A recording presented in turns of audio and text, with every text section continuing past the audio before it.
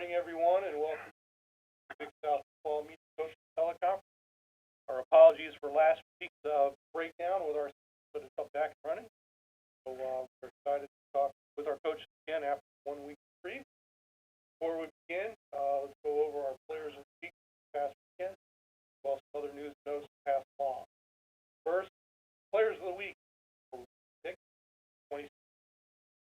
The offensive player of the week, Gardner-Webb quarterback Carroll. Defensive player of the week, Gardner-Webb linebacker Chad. Special teams player of the week, Monmouth punter kicker Matt Mosquera. And the come ready freshman of the week, Gardner-Webb cornerback Jalen Foster. This week, Big South action includes the second ever Thursday night Big South Conference game. Host Monmouth on Thursday night at 7. Speaking of Monmouth, Mike Hill was added to the Stats FCS National Team. We were watching last week.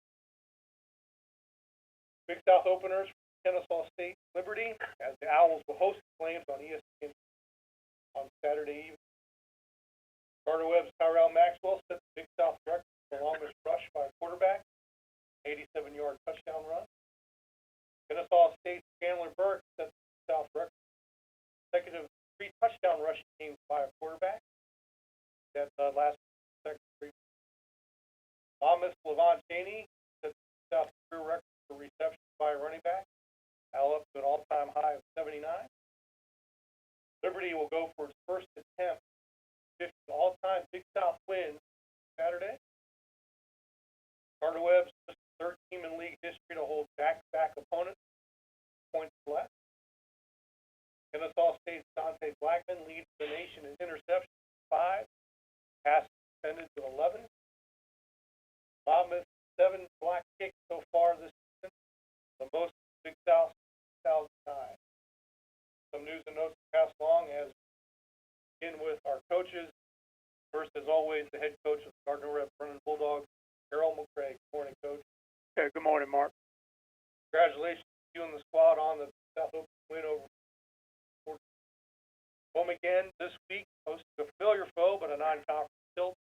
Coastal Carolina. We can open up, talk about the victory over Blue Hose, and we'll start taking questions. Well, thank you for that. We're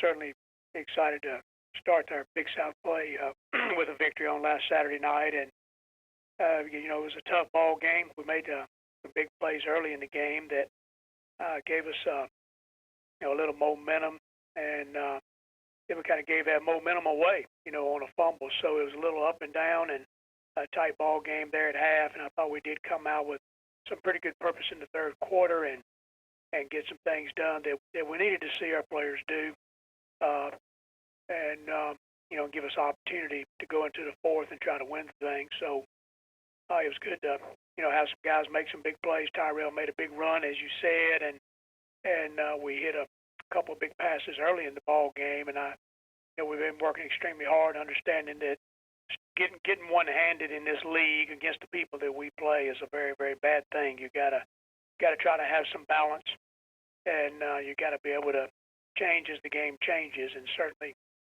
PC made adjustments as we went, and we made a few adjustments that allowed our kids to get in position and make some plays. And extremely happy for the ones that made plays, and we got a lot we got to improve on as we head into the ball game this week against Coastal Carolina.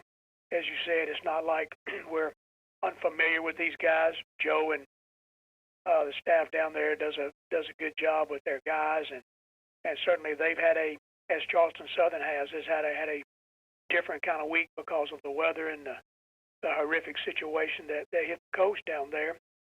So certainly, we've been prayerful about all those people, and Joe's got a good team. They have had 2 losses by a total of 2 points. One in overtime. It was a great game against Charleston Southern 2 weeks ago.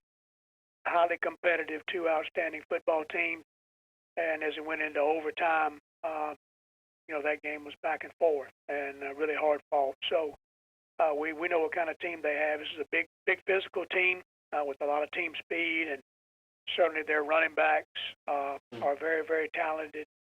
Abercrombie and Henderson, and they got a great return man. And defensively, they're big and strong and athletic up front. Bothwell's a kid that's played a long, long time down there, and he's a very good football player, and I think they're very sound. So it'll be we'll really have to work to improve ourselves, to put our kids in position and see if we can pull the trigger, make some plays to keep us in this football game. And if we do, I hope we'll fight it and represent the Big South Conference in a great way against a former Big South Conference team just as of last year. All right, Coach, thanks very much. This time we'll start taking questions for you. To ask a question, press star one on your phone, or click the Q&A link at the top of your browser. Click raise hand if you joined us to the web. Coach, while we wait for a question to come in, Jalen Foster, freshman. Last few games for you, he's been a very, very good player. Kind of talk about his progression, especially his level of play the last. Well, Jalen's a real talented young man. He 3 weeks ago he got thrown in the fire early in the Ohio game, and thought he played well. Not knowing how much he would play, came in and really made some athletic plays, and then he started the last 2 ball games. And he's talented. I think he's learning every day. He does a good job adjusting and listening to the coaches. I think that's good football savvy coming out of Burns High School down in South Carolina. And I think, he has an opportunity to really be a fine player in our league if he'll continue to improve and work on the things that he's deficient in. But he's really made some big plays, and he makes them because I think he anticipates things well. And his athleticism allows him to gain ground on some people that maybe some other guys couldn't do. But he'll have to continue to improve to play the people that we're going to play if we're going to win ball games and be good on the back end. But really pleased with Jalen and excited that he's in here playing right now and with a long time to play ahead. All right, Coach. First question for you from Alan Blondin of Sun News. Go ahead, Alan.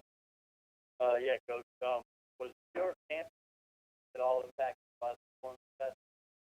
No, Alan, we weren't. We were very, very fortunate. We watched the storm roll in all week as you guys did. And I was talking to Coach Nichols before the PC game. He was watching it to see how we'd be affected.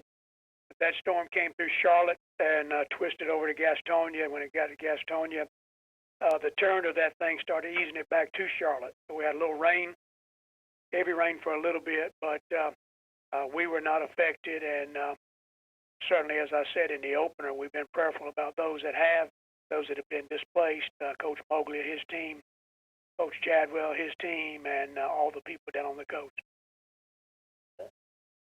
I've got a second question if you're available. Yes, right sir. ahead. Yes. Other than, I guess, opponents, what do you change the last game after that game to get the victory? Well, we've had some tight ball games. We really challenged our guys. Well, we lost 3 in a row. We played well in the first half against Western and played horrific the second half against Western. We fought and played a pretty competitive ball game against the Citadel, who's a good team, and we just did not close, and we had one really bad special teams play.